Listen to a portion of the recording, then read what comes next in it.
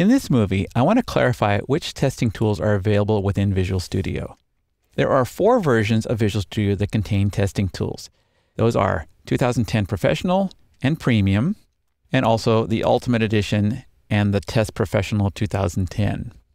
Microsoft also provides an optional server product known as Team Foundation Server.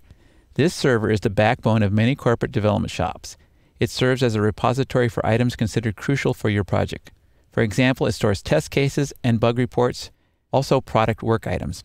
It also contains source control repositories, workflow generators, and progress reports. Testers get their own dedicated version of Visual Studio called Test Professional, sometimes called Test Manager. Test Manager has to work in tandem with Team Foundation Server.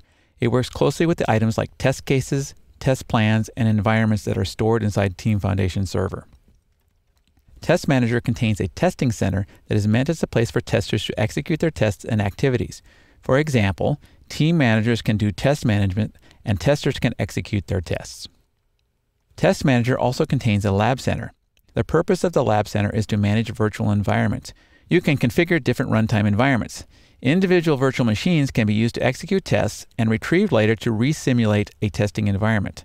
One cool thing about the Lab Center is that a tester can save a virtual machine with a bug report. When the developer checks out the bug, they can also check out the virtual machine.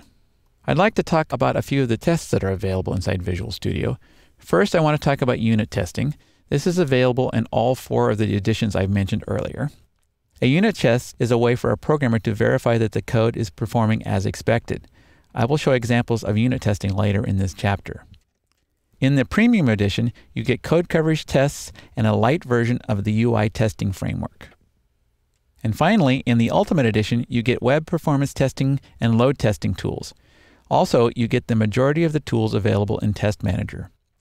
Overall, I'd say the testing tools provided in Visual Studio are practical and useful. Personally, I wish there were more testing tools in the lower price versions of Visual Studio.